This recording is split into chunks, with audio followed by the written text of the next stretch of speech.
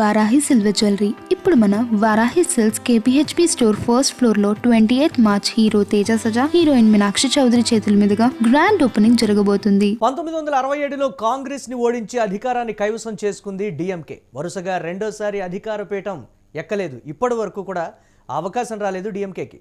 తమిళనాడుకు 5 సార్లు ముఖ్యమంత్రి అయినటువంటి పరిస్థితి ఉంది దిగ్గజ నేత కరుణానిధి. వరుసగా 2 సార్లు దిగ్గజ నేత కరుణానిధి గెలవలేకపోయారు.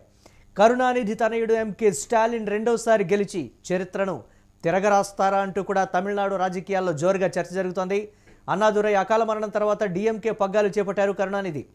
1971లో 205 సీట్లతో అఖండ విజయం సాధించారు. ఎంజీఆర్ రూపంలో వచ్చినటువంటి చీలికతో ఏఐఏడీఎంకే ఏర్పాటైంది. ఇక ఏఐఏడీఎంకే ఏర్పాటుతో డిఎంకేను కోలుకోలేని దెబ్బ కొట్టారు ఎంజీఆర్ వరుసగా 3 సార్లు ముఖ్యమంత్రిగా హ్యాట్రిక్ సాధించినటువంటి రికార్డు ఉంది.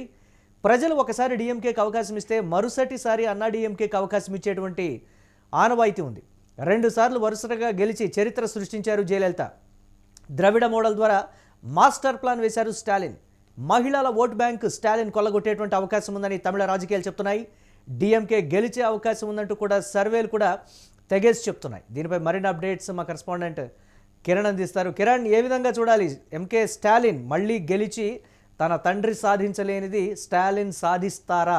అంటే సర్వేలు అయితే సాధిస్తాయని చెప్తున్నాయి, కానీ ఏ విధంగా ఉండబోతుంది? తమిళ రాజకీయాల్లో డిఎంకేకి ఇప్పటిగా వరుసగా కూడా ఇచ్చినటువంటి పరిస్థితి లేదు.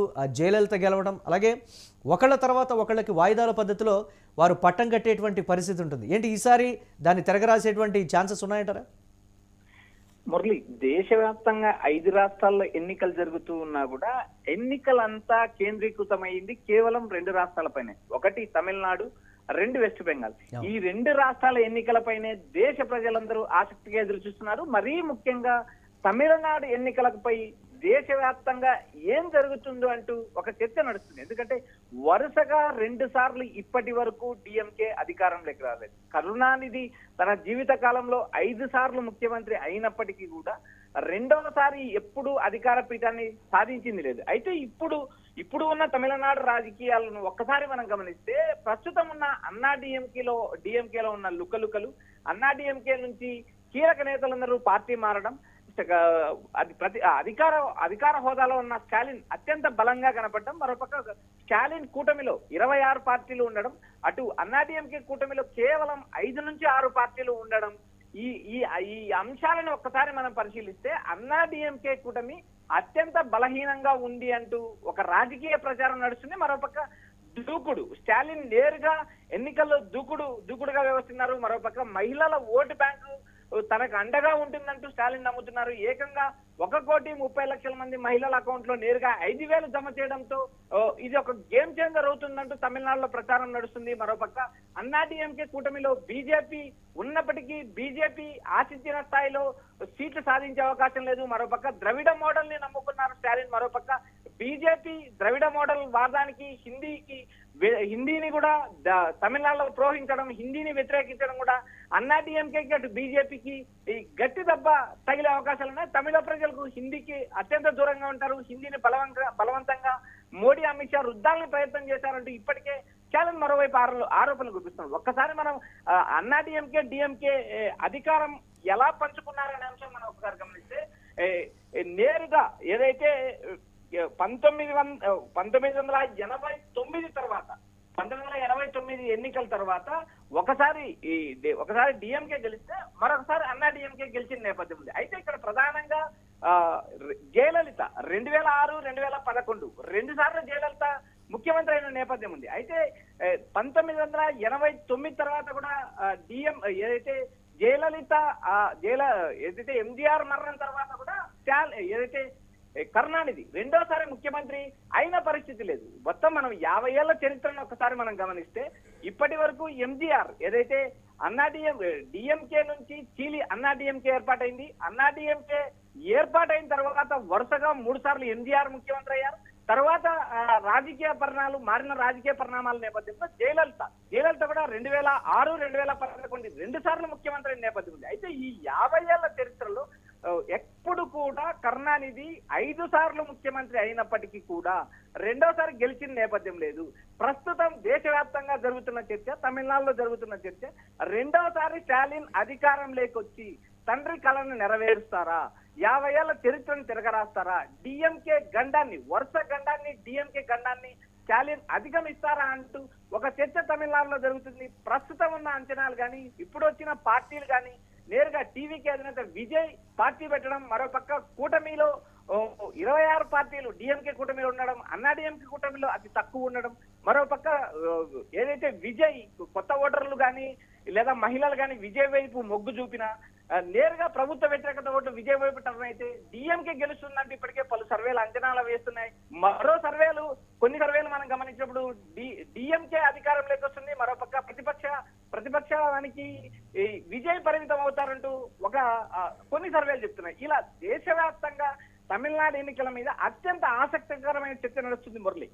అంటే ఏ విధంగా చూడాలి? దీనికి సంబంధించి చాలా కాన్ఫిడెంట్గా కనపడుతోంది డిఎంకే పార్టీ విజయ్ పట్ల కావచ్చు, లేకపోతే దీనికి సంబంధించి ఆ నేతలు ఎక్కడా కూడా ఏ కామెంట్స్ చేయకుండా క్యాజువల్గా వారి పని వారు చేసుకొని పోతున్నటువంటి పరిస్థితి. విజయ్ను అలాగే ఏఐడిఎంకే పార్టీని కూడా, ఆ కూటమిని చాలా లైట్ తీసుకున్నటువంటి పరిస్థితులు ఉన్నాయి కదా. అంటే సర్వేలు కూడా ఒక్కోసారి తారుమారయ్యేటువంటి అవకాశం ఉంటుంది. ఎన్నికలకు ఒక 2-3 రోజుల్లో కూడా ఇమ్మీడియట్గా తమిళుల మనసు అనేది మారేటువంటి అవకాశాలు ఉంటాయి, ఏ ఒక్క చిన్న సంఘటన జరిగినా అనేటువంటి ఈ పరిస్థితి ఉంది కదా. ఆ విధంగా ఏమైనా తారుమారయ్యేటువంటి ఛాన్సెస్ ఉన్నాయంటారా? మురళి, ఇక్కడ ప్రధానంగా డిఎంకేకి వరుస గండం ఉంది అనేది మనకి ఇప్పటి వరకు చరిత్ర చెప్తున్న సంగతి. ఇప్పటి వరకు గత 50 ఏళ్ల చరిత్రలో 1971లో 205 సీట్లతో కరుణానిధి ఘన విజయం సాధించారు. అయితే తరువాత జరిగిన రాజకీయ పరిణామాల్లో మార్పుల భాగంగా ఏఐఏడిఎంకే, డిఎంకే నుంచి ఏఐడిఎంకే ఏర్పాటు కావడం, ఎంజీఆర్ వరుసగా డిఎంకేని కోలుకొని దెబ్బతీశారు. ఏదైతే ఎంజీఆర్ వరుసగా 3 సార్లు ముఖ్యమంత్రి అయ్యారు.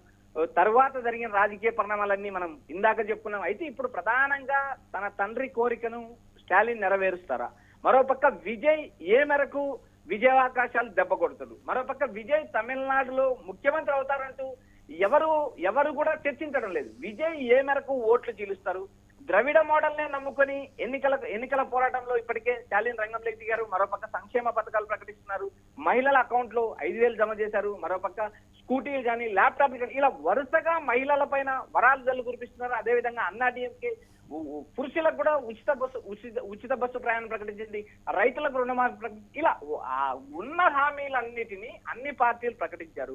అయితే ఇప్పుడు విజయ్ ఏ మేరకు ఓటింగ్ చీలుస్తాడు, విజయ్ వైపు మొట్టమొదటిసారి ఓటేసే ఓటర్లు కానీ, యువత కానీ, మరోపక్క మహిళలు కానీ మొగ్గు చూపితే అది అన్నాడీఎంకేకి మైనస్ అవుతుందా, డిఎంకేకి మైనస్ అవుతుందా అనేది ఒక ప్రశ్న. మరోపక్క విజయ్ వైపు ఏదైతే క్రిస్టియన్ ఓటర్లు మెజార్టీ మొగ్గు చూపే అవకాశం ఉంది.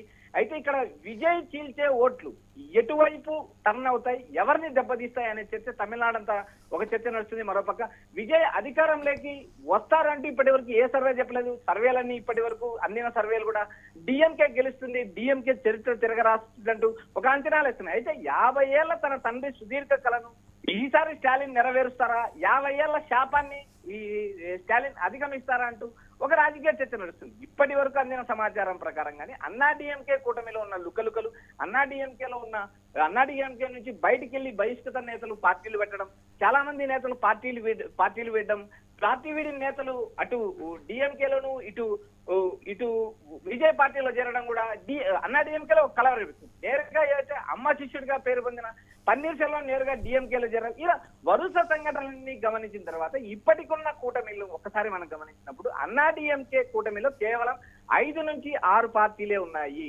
ఇక్కడ డిఎంకే కూటమిని మనం చూసినప్పుడు 26 పార్టీలు ఉన్నాయి. డిఎంకే అత్యంత బలంగా కనిపిస్తుంది. ఏ ఒక్క చిన్న అవకాశాన్ని కూడా స్టాలిన్ వదులుకోవడం లేదు. ఏదైతే చిన్న పార్టీలను నేరుగా కలుపుకొని తన పార్టీ గుర్తు మీద పోటీ చేయమని ఆహ్వానించడం, 1%, 0.5% ఉన్న ఓటింగ్ ఉన్న పార్టీలను కూడా కలుపుకొని వెళ్ళడంతో డిఎంకే కూటమి అత్యంత బలంగా కనిపిస్తుంది. డిఎంకే కూటమిని చూసిన తర్వాత, కూటమిలో ఉన్న పార్టీలను చూసిన తర్వాత కూడా అన్నా డిఎంకే గెలుస్తుందంటూ ఏ సర్వే చెప్పలేని పరిస్థితి. అయితే తమిళనాడు రాజకీయాల్లో స్టాలిన్ రెండవసారి గెలిచి చరిత్ర సృష్టిస్తారా అనే ఒక ప్రశ్న ఇప్పటి వరకు అందిన సర్వేల ప్రకారం మనకు అందిన సర్వేల ప్రకారం కానీ దేశవ్యాప్తంగా జరుగుతున్న సర్వేలను ఒకసారి పరిశీలించాం. డిఎంకే గెలిచే అవకాశం అవకాశం ఉందంటూ మెజార్టీ సర్వేలు చెప్తున్నాయి Murali. Right, thanks for updates Kiran. ఇక 1967లో కాంగ్రెస్ను ఓడించి అధికారాన్ని కైవసం చేసుకుంది డిఎంకే పార్టీ. వరుసగా రెండోసారి ఇప్పటి వరకు కూడా అధికార పీఠాన్ని డిఎంకే దక్కించుకోలేని చరిత్ర ఉంది. తమిళనాడుకు 5 సార్లు ముఖ్యమంత్రి అయ్యారు దిగ్గజ నేత కరుణానిధి. వరుసగా 2 సార్లు దిగ్గజ నేత కరుణానిధి గెలవలేకపోయారు. ఇక కరుణానిధి తనయుడు ఎంకే స్టాలిన్ రెండోసారి గెలిచి చరిత్రను తిరగరాస్తారా అంటూ కూడా రాజకీయాల్లో చర్చ నడుస్తోంది. అన్నాదురై అకాల మరణం తర్వాత డిఎంకే పగ్గాలు చేపట్టారు కరుణానిధి. 1971లో 205 సీట్లతో అఖండ విజయం సాధించినటువంటి చరిత్ర ఉంది కరుణానిధికి. ఎంజీఆర్ రూపంలో వచ్చినటువంటి చీలికతో ఏఐఏడిఎంకే ఏర్పాటైంది. ఇక ఏఐఏడిఎంకేను ఏర్పాటుతో డిఎంకేను కోలుకోలేని దెబ్బ కొట్టారు. ఎంజీఆర్ వరుసగా 3 సార్లు ముఖ్యమంత్రిగా హ్యాట్రిక్ సాధించినటువంటి ఘనత ఉంది. ప్రజలు ఒకసారి డిఎంకేకు అవకాశం ఇస్తే మరుసటిసారి అన్నా డిఎంకేకు అవకాశం ఇచ్చేవారు. ఇక 2 సార్లు వరుసగా గెలిచినటువంటి చరిత్ర కూడా జయలలితకుంది. ద్రవిడ మోడల్ ద్వారా మాస్టర్ ప్లాన్ వేశారు స్టాలిన్. మహిళల ఓటు బ్యాంక్ స్టాలిన్ కొలగొట్టేటువంటి అవకాశం ఉంది. అయితే సర్వేలు మాత్రం ఇప్పటికే డిఎంకేకే గెలిచే అవకాశాలు ఎక్కువగా ఉన్నాయంటూ సర్వేలు చెప్పడంతో డిఎంకే నేతలు ఒకంత చాలా కాన్ఫిడెంట్గా ఉన్నటువంటి పరిస్థితి ఉంది.